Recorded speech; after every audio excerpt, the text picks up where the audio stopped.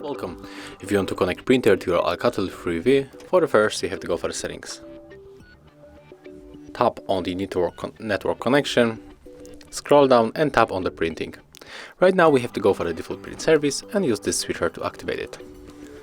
And right now the HP Color LaserJet Pro printer connects automatically to our smartphone, and if you got any problem and the printer is not connected and your smartphone cannot find it, you have to go here, tap on the Add Service and download the plugin from the Play Store. So if you got, for example, the Brother printer, you have to get this plugin, and if you finish download, it will add it here and it will the Brother print service. So right now if you want to print something, just go for that thing that you want to print.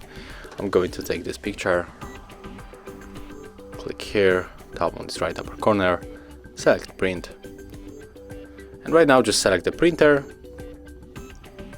and all you have to do right now is just to click on this icon.